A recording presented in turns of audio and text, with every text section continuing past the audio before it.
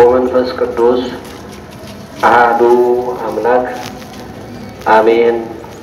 ክቡር አባታችን ሊቀ ጠበብት ተድላ መንበሩ የዚህ ታላቅ ደብር ዋና አስተዳዳሪ፣ ክቡር አባታችን፣ ክቡራን ሊቃውንት አባቶቼ ካህናት፣ ወንድሞቼ ዲያቆናት፣ ክቡራንና ክቡራን ወልደ እግዚአብሔር በከበረ ደሙ ፈሳሽነት ቅዱሶ አክብሮ በቤቱ የሰበሰባችሁ ምእመናን ሁላችሁ በልዑል እግዚአብሔር ፍጹም ሰላም እንደምን አደራችሁ? እንደምን ቆያችሁ? አምላካችን እግዚአብሔር በቸርነቱ ጠብቆ እዚህ ሰዓት ስላደረሰን ስሙ ለዘላለም የተመሰገነ ይሁን። በአንድ ቤት በዝግ ቤት በአንድ ልብ ሆነው ሳሉ ድንገት እንደሚነጥቅ አውሎ ንፋስ በእሳት ላንቃ መንፈስ ቅዱስ ለአባቶቻችን ለሐዋርያት ወረደላቸው። በዚህ በሐዋርያት ሥራ ምዕራፍ 1 ከቁጥር 14 እና በሐዋርያት ሥራ ምዕራፍ 2 ከቁጥር 1 ጀምሮ ስናነብ ጠቅለል ባለ መልኩ ይሄንን ሐሳብ እናገኛለን። ዛሬ እንደምታውቁት የዛሬው ዕለት የቤተ ክርስቲያን የልደት ቀን ይባላል። ልክኛ ወደዚህ ዓለም ከእናት ከአባታችን በስጋዊ ልደት እንደተገኘነው በሁለተኛው ልደት ደግሞ ከባለቤቱ ከእግዚአብሔር በጥምቀት ዳግመኛ ተወልደን የእግዚአብሔር ልጆች እንደተባልን በአጠቃላይ ቤተ ክርስቲያን የምንላት በምስጢር አፈታት የምእመናን ህብረት፣ የአማኞች ማንነት፣ አማኞች እግዚአብሔርን የሚያመሰግኑባት ሕንጻ እግዚአብሔር፣ ቤተ እግዚአብሔር፣ የጸሎት ቤት የምትባለው በሙሉ ማለት ነው። እንዳጠቃላይ ሁለት ልደታት እንዳሏቸው ሊቁ አባታችን ቅዱስ ዮሐንስ አፈወርቅ አስቀምጦልናል። የመጀመሪያው ልደት የቤተ ክርስቲያን ጌታችን መድኃኒታችን ኢየሱስ ክርስቶስ በመስቀል ላይ ቤተ ክርስቲያንን ወለዳት እንላለን። እስከ መስቀል ድረስ ራሱን ሰጥቶ በራሱ መስዋዕትነት ተበትኖ የነበረውን ዓለም ሰብስቦ ወደ አንድነት ስላመጣ አንድ መንጋ አድርጎ እሱም አንድ እረኛ ሆኖ እስከ ዘላለም ድረስ እንደሚጠብቅ ቃል ስለገባ የመጀመሪያዋ የቤተ ክርስቲያን ልደት በመስቀል ነው የተከናወነው። ይሄ የመጀመሪያ ልደት ነው።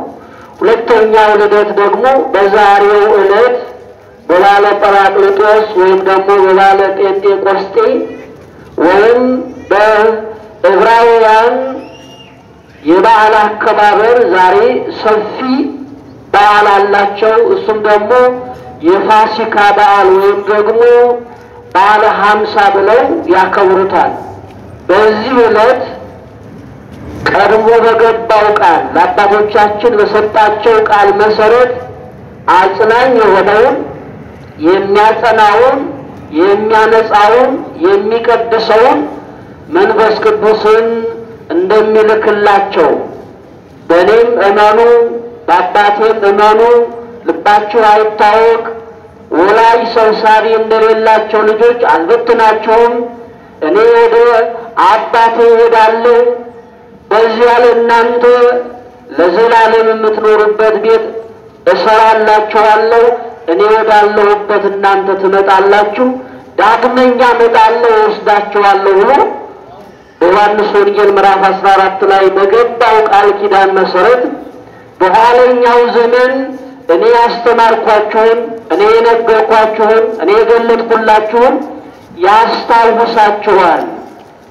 ያሳውቃችኋል እንዳትፈሩ እንዳትደነግጡ ያጽናናችኋል ያበረታችኋል እሱን እልክላችኋለሁ እኔ ካልሄድኩ እኔ ካልወጣሁ ወደ አብ እሱ ወደ እናንተ ሊመጣ አይችልምና የኔ መሄድ ለእናንተ ያስፈልጋችኋል ብሎ በገባው ቃል መሰረት ጌታችን መድኃኒታችን ኢየሱስ ክርስቶስ በተነሳ ከሞት ማለት ነው በ50ኛው ቀን በዚህ ዓለም ተመላልሶ አስተምሮ ራሱን ለሰው ልጅ ብሎ ለሞት አሳልፎ ከሰጠ በ40ኛው ቀን ባረገ ደግሞ በ10ኛው ቀን መንፈስ ቅዱስን ለአባቶቻችን ለሐዋርያት ጸጋውን ክብሩን ገንዘባቸው እንዲያደርጉ የተላከበት ቀን ስለሆነ ዛሬ የቤተ ክርስቲያን ልደት ከመንፈስ ቅዱስ ኃይል ቤተ ክርስቲያን ዳግመኛ የተወለደችበት ዕለት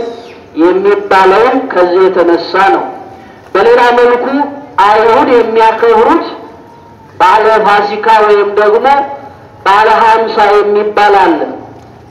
ይሄንን የሚያከብሩት እስራኤላውያን የመከር ጊዜ ስለሆነ የፍሬ ጊዜ ስለሆነ የረፍት ጊዜ ስለሆነ እግዚአብሔር የምድሩን በረከት ባርኮ አክብሮ ለስጋቸው የሚጠቀሙበትን ስለሰጣቸው ከሰጣቸው የፍሬውን በኩራት ለመስጠት ወደ ቤተ እግዚአብሔር የሚሄዱበት እግዚአብሔርን የሚያመሰግኑበት ለአምሳ ቀን እግዚአብሔር ላደረገላቸው ምስጋና እያቀረቡ እየበሉ እየጠጡ ያንን የግብፁን ሕይወታቸውን የሚያስቡበት ለዚያም ክብር የሚሰጡበት ዕለት ነው በዚህ ዕለት የምናከብረው።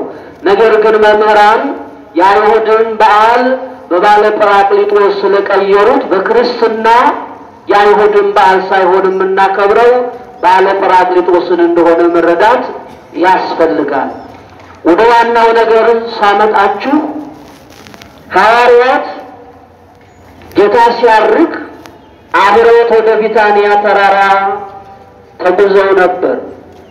በዚያ እያዩት ደመና ከዓይናቸው ነጥቃ ወደ ላይ ስትወስደው ተመለከቱ። በዚህ ጊዜ ነጫጭ ልብስ የለበሱ ሁለት ሰዎች ይላል ሁለት መላእክት ብለው መምህራን ተርጉመውታል።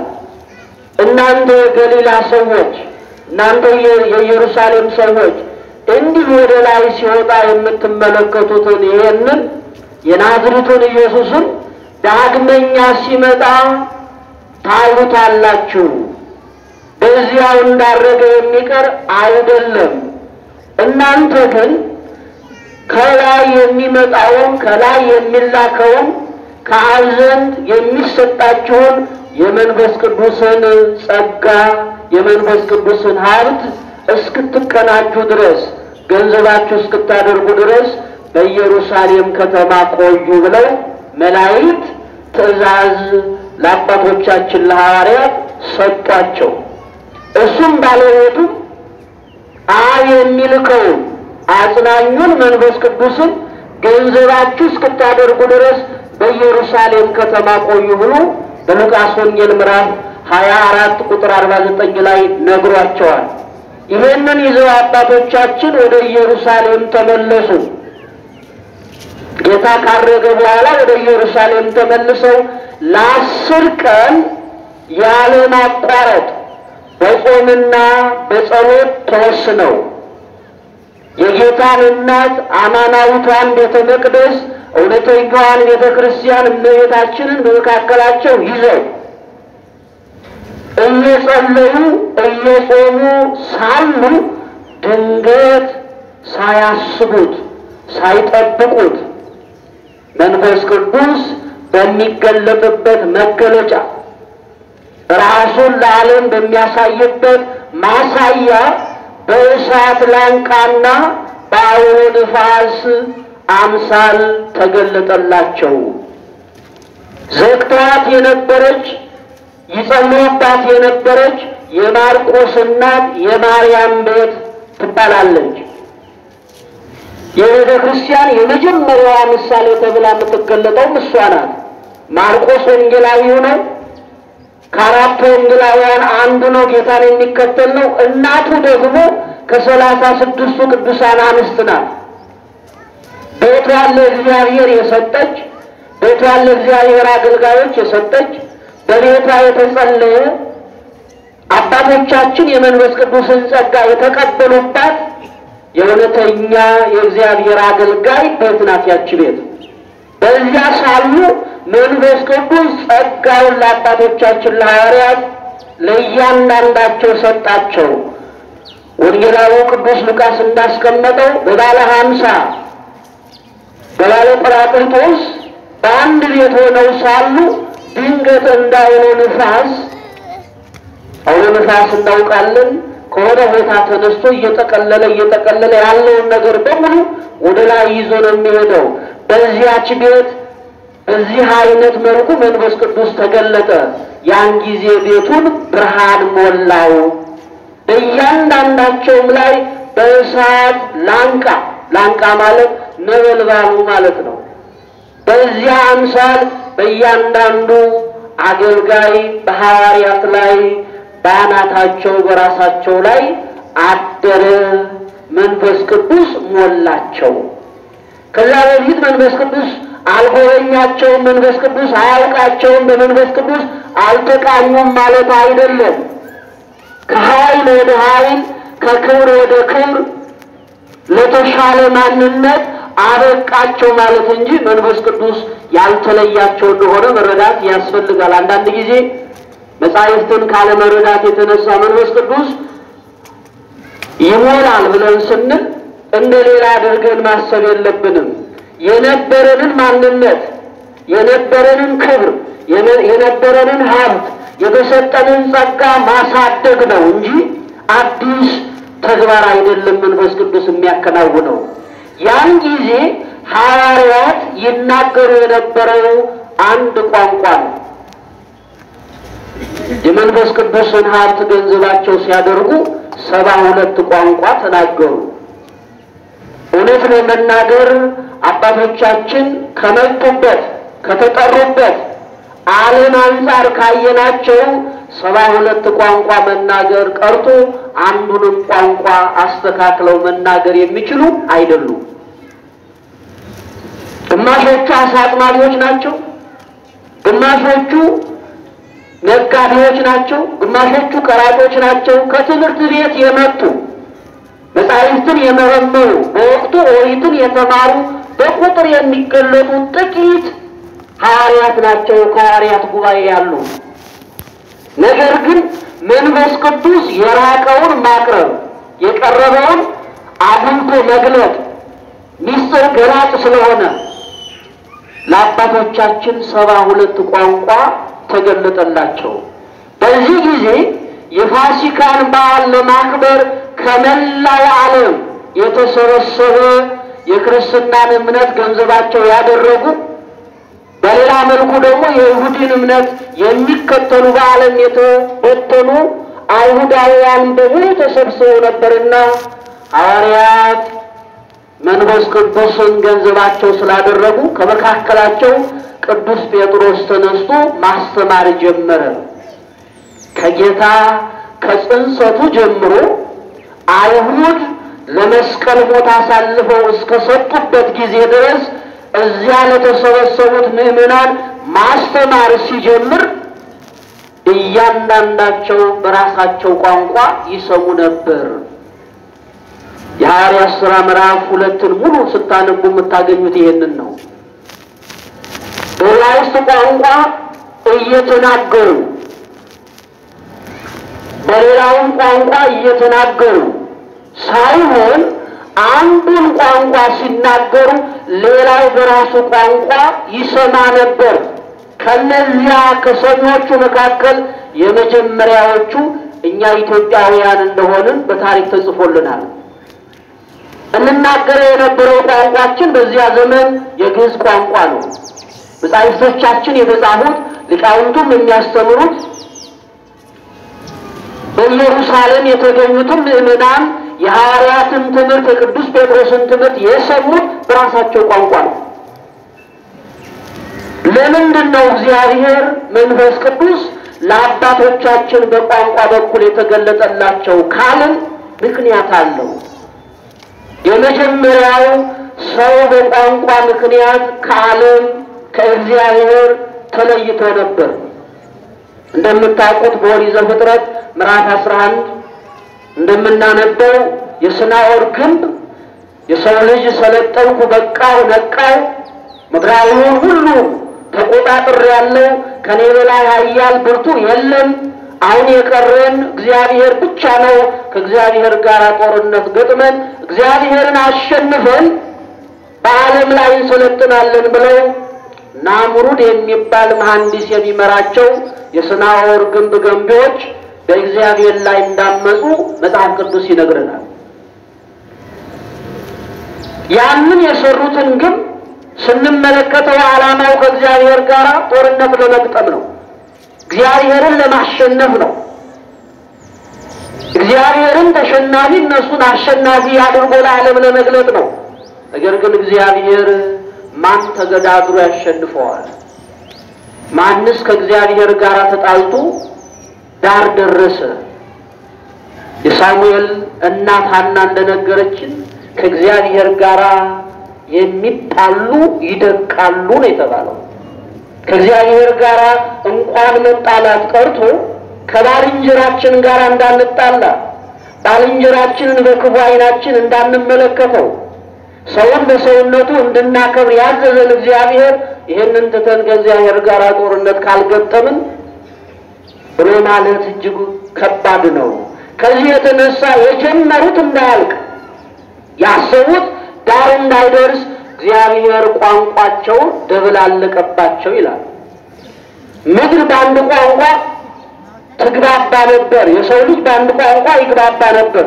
እግዚአብሔር ዓለምን በፈጠረበት ቋንቋ ሰው ይግባባ ነበር። ነገር ግን ከእግዚአብሔር ጋር ስለተጣላ ቋንቋው ተደብላለቀበት። መግባባት አልቻለም። የጀመረውን መጨረስ አልቻለም። ተለያዩ።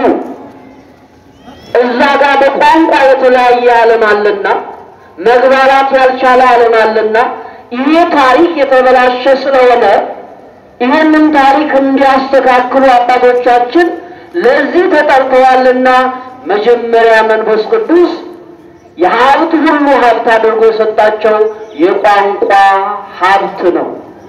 በቋንቋ ዓለምን ወደ እግዚአብሔር እንዲጠሩ ዓለምን ከእግዚአብሔር ጋር እንዲያስታርቁ ተለያይቶ የነበረውን የሰው ልጅ እርስ በርሱ ለማዋሃድ ቋንቋ ያስፈልጋልና አምላካችን እግዚአብሔር በቋንቋ በኩል ለአባቶቻችን ተገለጠ። አባቶቻችን ቋንቋን እንደተጠቀሙበት የተወደዳችሁ የእግዚአብሔር ቤተሰቦች ከዘመናችን ጋር ይሄድ ይችላል። ለበጎ ነገር ነው የተጠቀሙበት። የእግዚአብሔርን ቃል ለማስተማሪያነት የተበተነውን ሕዝብ ለመሰብሰብ አንዱን ከአንዱ ለማበላለጥ ሳይሆን ሁሉም ወደ እግዚአብሔር መንግስት የሚገባበትን አይነተኛ መንገድ እንዲያውቅ ቋንቋን ተጠቀሙ። ቅዱስ ጴጥሮስ ተነስቶ አስተማረ። ሲያስተምር በአንድ ትምህርቱ 3000 ምዕመናን አመኑ። አምነው ተጠመቁ። ወደ ቤተክርስቲያን ጉባኤ ወደ አማኞች ህብረት ተቀላቀሉ። ጌታ አስተምሮ ያሳመናቸው ቤተሰብ ያደረጋቸው 120 ቤተሰብ ብቻ ናቸው በቁጥር። 5 ገበያ የሚከተለው ህዝብ ነበር። ከዚያ ውስጥ ተመርጦ ከዚያ ውስጥ አምኖ ከዚያ ውስጥ እግዚአብሔርን ፈልጎ እስከ መጨረሻው ድረስ የጸናው 120 ቤተሰብ ብቻ ነው። አንዳንድ ጊዜ ቤተክርስቲያንን ስናያት ልብ ካላልን ችግር ነው። እንዲህ አምናችሁ እንዲህ ደምቃችሁ እንዲህ ተውባችሁ ቤተክርስቲያንን ከባችሁ ስናይ ለዓይናችን ተስፋ ነው። እውነት ለመናገር ተስፋችን ይለመልማል። ነገር ግን መሰብሰባችን በእምነት ካልሆነ በጽናት ካልሆነ መከራ ቢመጣ ፈተና ቢመጣ ማንነታችንን የሚለካ አካል ቢመጣ እንዲህ ተሰብስበን እስከ መጨረሻው እንጸናለን? አንበተንም? ወደ ኋላ አንልም? ያመንበትን እስከ መጨረሻው ድረስ እየመሰከርንለት እንኖራለን? ተስፋ የምናደርጋትን የእግዚአብሔር መንግስት ለማየት እንደጀመርነው የክርስትናን ጉዞ ተጉዘን እንጨርሳለን? እሱ ነው የሚያነጋግረው። መጽሐፍ በእምነቱ ጸንቶ የሚኖር ሰው ማግኘት ይቻል ይሆን የሚል ጥያቄ ያነሳል። እስከ መጨረሻው ድረስ የሚጸና እሱ ምስጉን ነው፣ እሱ ይድናል ተብሏልና እስከ መጨረሻው ድረስ የጸኑት 120 ቤተሰብ ብቻ ናቸው። እዚህ ቤተሰብ ላይ ነው 3000 ምዕመናን በአንድ ቀን ስብከት በቅዱስ ጴጥሮስ ስብከት አምነው የተቀላቀሉት። ስለገባቸው ስለተረዱ መንፈስ ቅዱስ ተናጋሪውንም ሰሚውንም የጋራ ማንነት እንዲኖራቸው ስላደረገ አምነው ተጠምቀው ክርስቲያን ሆኑ። ይሄ ብቻ አይደለም፣ እንደገና መልሶ ለሁለተኛ ጊዜ ቅዱስ ጴጥሮስ አስተማረ። መጀመሪያ 3000 ምዕመናን፣ ቀጥሎ ደግሞ 5000 ምዕመናን እንደገና አምነው ተጠመቁ። በዚህ ጊዜ የምዕመናን መብዛት፣ የአማኞች ቁጥር መጨመር እጅግ በጣም ያስቆጣቸው ጸሐፍት ፈሪሳውያን ቅዱስ ጴጥሮስን ሊሳደቡ ሊከሱ ተነሱ። እንዲህ አሉ፣ እናንተ ለምን ትሰሟቸዋላችሁ? እነዚህ እኮ ያልፈላ የወይን ጠጅ ጠጥተው ሰክረው የስካር መንፈስ ስላለቀቃቸው ነው የሚለፈልፉት። የሚናገሯችሁን እንዳትሰሙ። የሚያስተምሩት ትምህርት ሐሰት ነው። በነቢያት ትንቢት የለም፣ በዳዊት መዝሙር የለም፣ በሕጋችን የለም። ከየት አምጥተው እንደሚያስተምሯችሁ አናውቅም። የሚያስተምሯችሁ ትምህርት የስህተት ትምህርት ነው፣ አትስማቸው ብለው ጸሐፍት ፈሪሳውያን ሕዝቡን እንዳይሰሙ ሌላ ትምህርት ለማስተማር ሞከሩ። ዓለም እንዲህ ነው።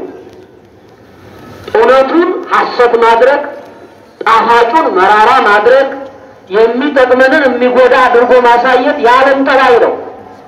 ቅዱስ ጴጥሮስ ያስተማረው ከጌታ ጽንሰት ጀምሮ እስከ መስቀል ድረስ ባለቤቱ የተጓዘው ጉዞ ለዓለም ለሰው ልጅ ፋይዳው ምን እንደሆነ፣ ጠቀሜታው ምን እንደሆነ፣ የዳነው ወደ ቀደመ ክብራችን የተመለስነው በማን እንደሆነ፣ ለመስቀል ሞት አሳልፎ የሰጠው አካል ማን እንደሆነ፣ እንዴት እንደሚጠየቅ፣ ከመጠየቁ በፊት ግን መመለስ እንዳለበት ነው ያስተማረው። ሌላ ነገር አላስተማረም።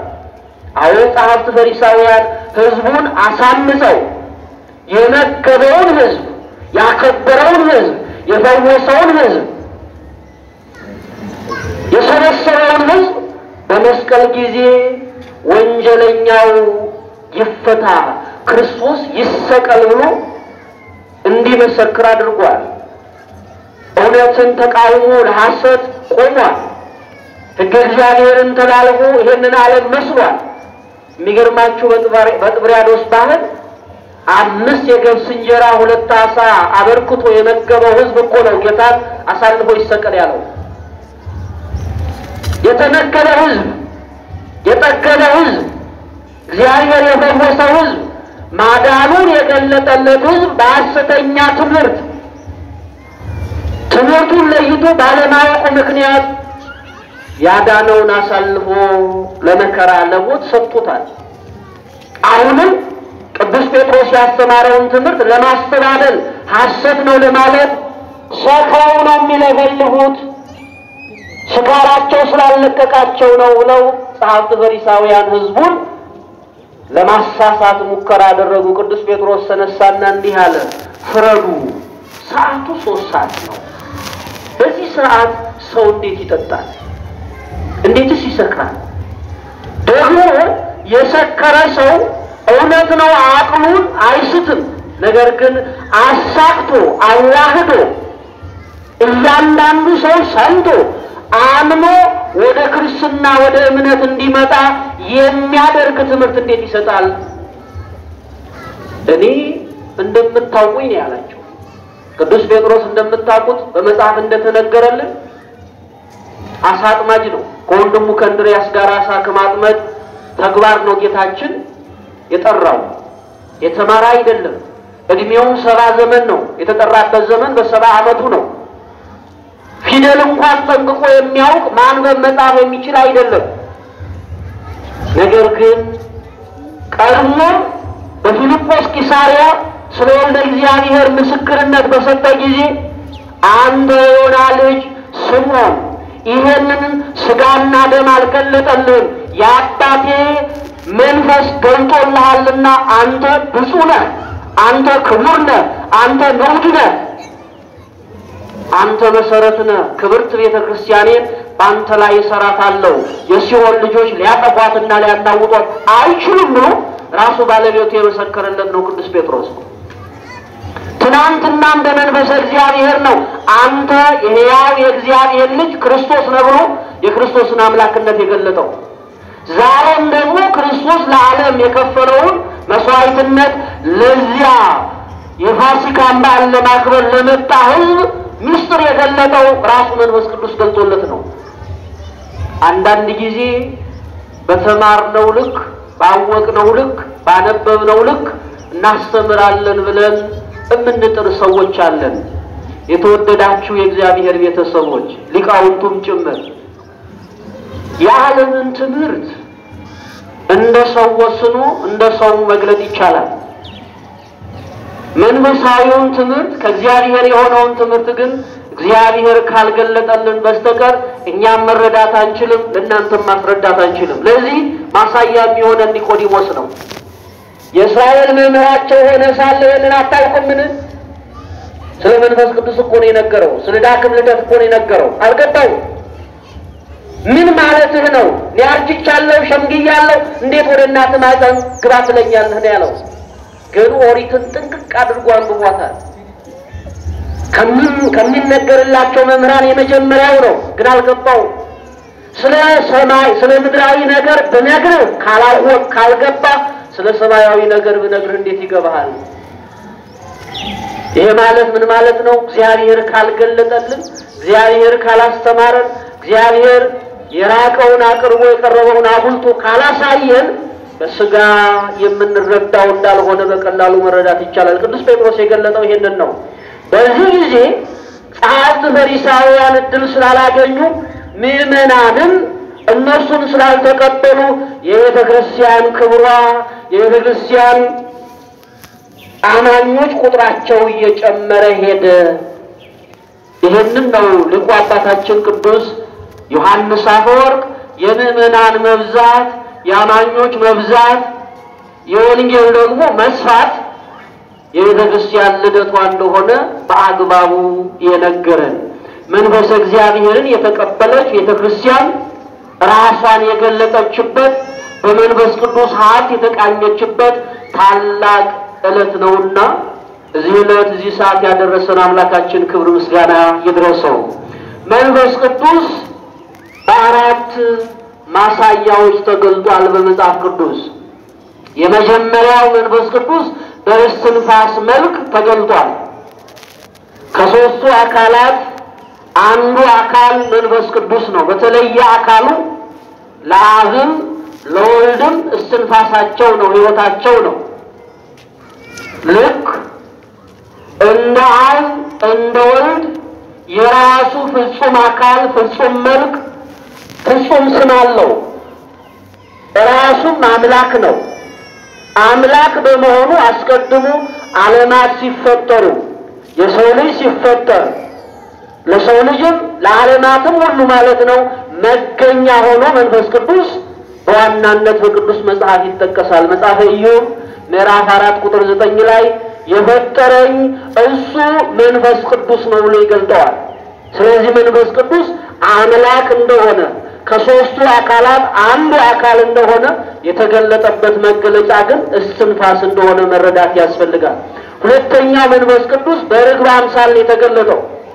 መንፈስ ቅዱስ በርግብ አምሳል የተገለጠበት አንዱ ምክንያት ርግብ ጠባይዋ ከአዕዋፋት በተለየ መልኩ ማለት ነው ሀዳጌ በቀል ናት። የወፍ ጎጆ በልጅነታችን አፍርሰን አዕዋፋቱ እንደገና ተመልሰው ጎጆአቸውን ከዚያው ከፈረሰበት ቦታ ይሰራሉ። በተደጋጋሚ የሚፈርስባቸው ከሆነ ጥለው ይሄዳሉ። ርግብን ብትመለከቷት ግን በተደጋጋሚ እንኳን ብታፈርሱ ደጋግማ መልሳ ቤቷን የምትሰራው እዛው ነው። ያጠቃትን የበደላትን ጎጆዋን ያፈረሰባትን አካል ትታ አትሄድም። ይሄ ደማዊት ነፍስ የሚመራት ፍጥረት የምታስተምረን የራሱ የሆነ ትምህርት አለው። ምንም ብትበደል ምንም ብትጎዳ መልሳ ስፍራዋን አትለቅም። ልክ እንደዚያም ሁሉ በርግብ አምሳል የተገለጠ መንፈስ ቅዱስ ምንም ብንበድለው ምንም ብናሳዝነው የተሰጠንን የልጅነት መንፈስ አሳልፈን ለዓለም ብንሰጥ በርኩሰትም ብንመላለስ ይቅር ሊለን የታመነ ነው። ይቅር ሊለን ምህረት ቸርነት የእግዚአብሔር ባህሪው ነው እንላለን። መሐሪ ስለሆነ ይቅር ባይ ስለሆነ ሁልጊዜ ያሳዘነው መንፈስ ቅዱስ ሊምረን ይቅር ሊለን የታመነ ስለሆነ አንድም በጥምቀት በሌላ ጊዜም ደግሞ ይቅር በማለት መንፈስ ቅዱስ በርግብ አምሳል ለዓለም እንደተገለጠ አባቶቻችን ነግረውናል። በሌላ መልኩ በአውሎ ነፋስ እንዲሁም ደግሞ በእሳት ላንቃ ተገልጧል። ይሄ በመጽሐፍ የተገለጠ ስለሆነ ለምንድነው በአውሎ ነፋስ የተገለጠው ካልን በአውሎ ነፋስ በወጀብ እግዚአብሔር ማንነቱን ይገልጣል። በዚህ በትንቢተ ናሆም ምዕራፍ 3 ከቁጥር 1 ጀምሮ ስናነብ እግዚአብሔር መመላለሻው እኔና እናንተ የምንመላለስበት ዓለም ብቻ አይደለም። እግዚአብሔር በባህርም አለ፣ እግዚአብሔር በምድርም አለ፣ እግዚአብሔር በሰማያትም አለ። እግዚአብሔር የማይገለጥበት ዓለም የማይገለጥበት ሁኔታ የማይገለጥበት ጊዜ የለምና እግዚአብሔር በወጀብ መሃል የሚመላለስ እንደሆነ ሊያሳየን በአውሎ ነፋስ አማካኝነት ተገልጧል። እንደምታውቁት በማቴዎስ ወንጌል ምዕራፍ 8 ከቁጥር 14 ጀምሮ በታንኳ ሲሄዱ የነበሩ አባቶቻችን ማዕበሉ ጸጥ ያለላቸው ፈተናውን ያለፉት ራሱ ባለቤቱ እግዚአብሔር በመካከላቸው ስላለ ነው። ስለዚህ በአውሎ ነፋስ ይገለጣል። በእሳት ደግሞ እሳት በባህሪው አመፀኞችን የሚያጠፋ ነው። ሕጉን ትእዛዙን የሚጠብቁ ከሆኑ ደግሞ ሕይወት የሚሰጥ ነው። መንፈስ ቅዱስ የሚያነጻ የሚያጠራ የሚቀድስ ከዓለም ርኩሰት የሚለይ ስለሆነ በእሳት አምሳል ተገልጧል። የተገለጠው ለምንድነው? 3 ነገር ልንገራችሁና ይብቃኝ። አንደኛ ስለ ወልድ ምስክርነት ለመስጠት ነው። መንፈስ ቅዱስ ወደዚህ ዓለም የተገለጠው በጸጋው ስለ ወልድ አምላክነት አባቶቻችን ሰብከዋል፣ ዛሬም ይሰበካል። የእግዚአብሔር ልጅ መሆኑን አምነን አምላክነቱን ተቀብለን የዘላለም ሕይወት እንድናገኝ መንፈስ ቅዱስ መምህራንን ካረዳቸው እነሱም ማምነው የሚታመነውን ማመን የሚገባውን ለዓለም መመስከር አይችሉም። ስለዚህ የምልከው እሱ ስለኔ ይመሰክራል፣ እስከ ዛሬ ድረስ ያስተማርኳችሁን እሱን ይገልጥላችኋል ያስታውሳችኋል ብሎ በዮሐንስ ወንጌል ምዕራፍ 14 ላይ ጌታችን ለአባቶቻችን ነግሯል። ስለዚህ ስለ ወልድ አምላክነት ሊመሰክር ነው መንፈስ ቅዱስ ለአባቶቻችን የተገለጠው። ዛሬም ይመሰክራል፣ ነገም ተነገ ወዲያም እስከ ሕልፈተ ዓለም ድረስ መንፈስ ቅዱስ ስለ ወልድ የባህሪ አምላክነት ይመሰክራል። ሁለተኛው መንፈስ ቅዱስ በዚህ ዓለም የተገለጠው በዋናነት ያልጸኑ ያልበረቱ ነገር ግን ወደ ዓለም ሊሄዱ ሊያስተምሩ የሚገባቸውን አባቶቻችንን ምስጢር ሊገልጥላቸው ነው። ሐዋርያት የመንፈስ ቅዱስን ሀብት ሳይቀበሉ ወደ ስብከተ ዓለም አልገቡም፣ ወደ ማስተማር ዓለም አልገቡም። አስተምረውም ይሄንን ዓለም አልቀየሩም። የቀየሩት የመንፈስ ቅዱስን ሀብት ገንዘባቸው ስላደረጉ ካደረጉ በኋላ ነው። አሁን ወደ ራሳችን ሕይወት ብናመጣው አገልግሎት ስራ የሆነብን የምናገለግለው ምድራዊ ጥቅማችንን አስበን ከሆነ የመንፈስ ቅዱስ ሀብት ጸጋው ተለይቶናል ማለት ነው። በነፃ የተቀበልነውን በነፃ መስጠት አለብን። በነፃ እንዳከበረን በነፃ ማክበር አለብን። በነፃ ሰው አድርጎ ወደ ቀደመ ክብራችን እንደመለሰን እኛም ያከበረንን መልሰን ማክበር አለብን። ሐዋርያት የመንፈስ ቅዱስ ኃይል ስላደረባቸው አገልግለው ሲመለሱ ራሳቸውን ይገልጡ የነበረው እንዲህ በሚል ቃል ነው። ይሄንንና ያንን አድርጋችሁ ከጨረሳችሁ በኋላ ራሳችሁን እንዲህ ብላችሁ ግለጡ ብሎ አዟቸዋል። የማንጠቅም ባሪያዎች ነን። የትኛውም ሐዋርያ የትኛውም አገልጋይ እስከምናውቀው ድረስ መንፈስ እግዚአብሔር ያደረበት በጸጋ እግዚአብሔር የሚመራ ራሱን አይሰብክም፣ ራሱን አያገለግልም፣ ስለ ራሱ ክብር አይጨነቅም፣ ስለ ራሱ ማንነት አይነግረንም። የሚነግረን ስለ ሾመው አምላኩ ነው፣ ስለሚያገለግለው አምላኩ ነው፣ ስለ ጠራው አምላኩ ነው የሚነግረን። ሰዎች ስለ ራሳቸው መናገር ሲጀምሩ የእግዚአብሔር መንፈስ እንደተለያቸው መረዳት ትችላላችሁ። አባቶቻችን ስለ ራሳቸው አልነገሩንም። የነገሩን ስላዳነን ነው፣ ቤዛ ስለሆነን ነው፣ ወደ ቀደመ ክብራችን ስለመለሰን ስለ አምላካችን ነው የነገሩን እንጂ ስለ ራሳቸው አልነገሩንም። ስለ ራሳቸውም አልጻፉም። የጻፈው ሌላ ትውልድ ነው። በኋላ እነሱ ስራቸውን መርምሮ የተረዳ ትውልድ ነው የጻፈው። ስለዚህ የማያውቁትን ያልተረዱትን ያልገባቸውን ልዩ ምስጢር ከዓለም የተሰወረውን ሊገልጥላቸው መንፈስ ቅዱስ ለአባቶቻችን ሊገለጥ በሚገባው ተገልጦላቸዋል። ሶስተኛው መንፈስ ቅዱስ የተገለጠው ይሄንን ዓለም ሊከስ ሊወቅስ ነው። የማያምን ዓለም ይወቀሳል፣ የማያምን ዓለም ይከሰሳል። ይሄ ብቻ አይደለም፣ ወደ ዘላለም ቅጣትም እንዲሄድ ይፈረድበታል። ባለቤቱ አልከሰሰንም፣ አልወቀሰንም፣ ድካማችንንም አልተመለከተም። እንዲያው በነፃ ወዶ ፈቅዶ ራሱን መስዋዕት አድርጎ ሊያድነን ወደዚህ ዓለም መጣ። ካዳነን በኋላ ተመልሰን ወደ ቀደመ ግብራችን ወደ ቀደመ ባርነት የምንመለስ ከሆነ የሚከሰን የሚወቅሰን በእኛ ላይ ሀብቱን ጸጋውን ያሳደረብን መንፈስ ቅዱስ ነው።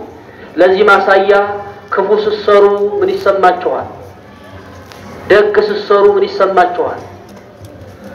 ክፉ ስንሰራ ውስጣችንን ማንም ከሳይ ሳይኖር ማንም ወቃይ ሳይኖር ራሳችንን በራሳችን እንከሰዋለን።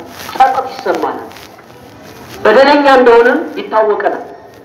ለምን ይሄንን አደረኩ፣ ለምን ይሄንን ተናገርኩ፣ ለምን ይሄንን አሰብኩ እንላለን። በውስጣችን አድሮ ክፉ ስናስብ የሚገስጸን፣ መልካም ስንሰራ ደግሞ የበለጠ የሚያበረታታን መንፈስ ቅዱስ እንደሆነ መረዳት ያስፈልጋል። ስለዚህ እኔና እናንተ በመንፈስ ቅዱስ ሀብት ተቃይተናል፣ በጸጋ እግዚአብሔር ተጎብኝተናል። ከምንም በላይ ደግሞ የእግዚአብሔር ልጆች መሆናችን እንዲረጋገጥ እግዚአብሔር በሀብት ሁሉ አክብሮናል።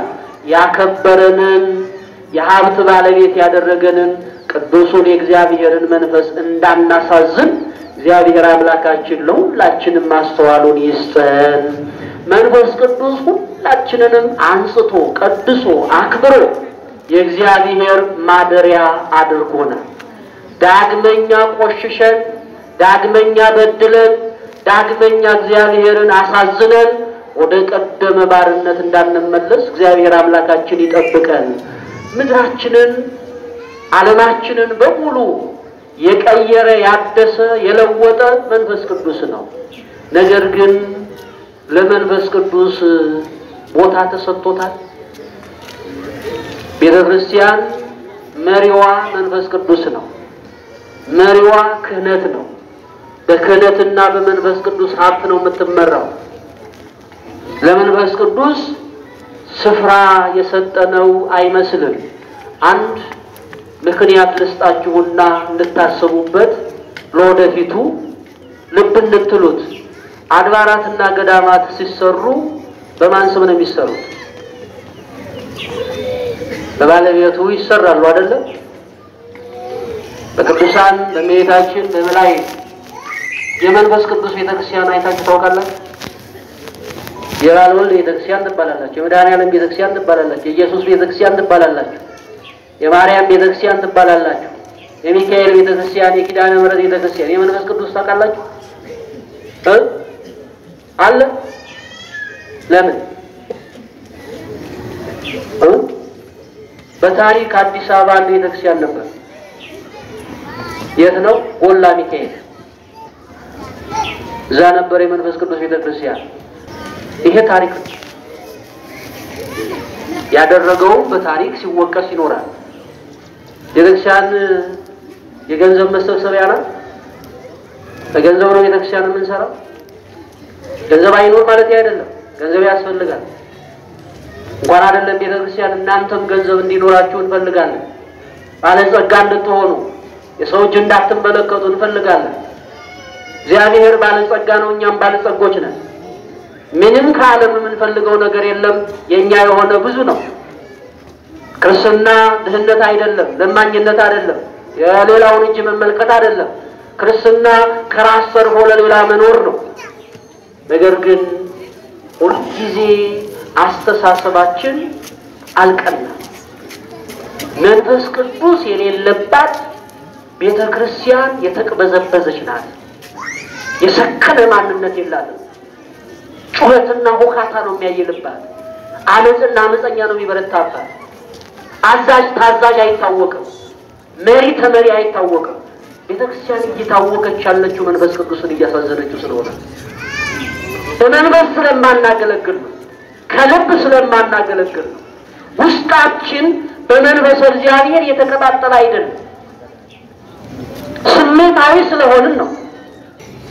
አዎ መንፈስ ቅዱስ ቤተክርስቲያን አያተ ክርስቲያናት በሙሉ አለ። ነገር ግን እንደተቀሩት ልክ ለሶስቱም አካላት ለይተን እንደምንገልጠው እናደርግ እንችላለን። አለማስተዋል እንዳለ ልብ ልንለው ያስፈልጋል። ዞሮ ዞሮ ለመንፈስ ቅዱስ ስፍራ ቦታ ማዘጋጀቱ ብቻ ሳይሆን እኛም የመንፈስ ቅዱስ ማደሪያንንና ራሳችንን ማዘጋጀትም ከቻልን ከበቂ በላይ ስለሆነ ለመንፈስ ቅዱስ ስፍራ ቦታ እንድንሰጠው እንደ ዳዊት የእግዚአብሔር መንፈስ ከኛ እንዳይወሰድ መንፈስ እግዚአብሔር እስከ መጨረሻው ድረስ እንዲያበረታን የአምላካችን መልካም ፈቃድ ይሁን። ያስተማረን የመከረን የአባቶቻችን የቅዱሳን አምላካችን እግዚአብሔር ስላስተማረን ክብር ምስጋና ለሱ ይድረሰው።